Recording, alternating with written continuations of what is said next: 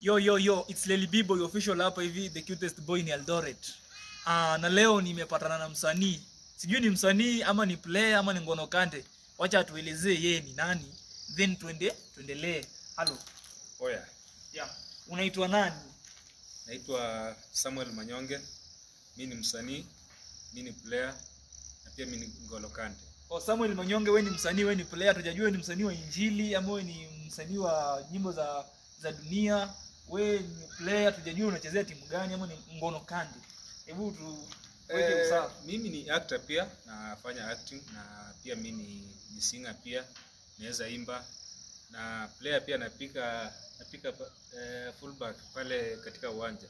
Oh, Samuel, umesema unapiga fullback hapo kwa uwanja hapo hivi. Okay, Samuel, najua ukiwa player lazima tena wewe ni shabiki wa mpira Sana. So nilikuwa nataka nikuulize pale England ni timu gani ambayo imeweza kubeba Ballon d'Or mingi? Timu ni moja tu hapo EPL sasa hii. Timu ni moja.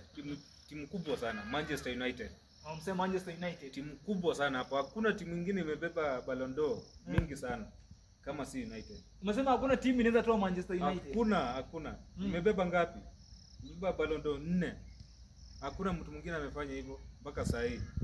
So wewe umesema Manchester United imebeba Ballon d'Or mingi sana kushinda timu zote. In fact kuna player kama watatu ndio walibeba.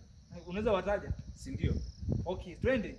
Cristiano Ronaldo ngapi? 2. Hao wengine utajazia pale kwa comment. Wajazia pale kwa comment section. Nimewapea moja tu, wengine jazia hapo. Sawa, pale kwa comment section hebu tutajie wenye wamebaki wawili. Yeye ametuambia wawili, sasa wewe utujazie wawili.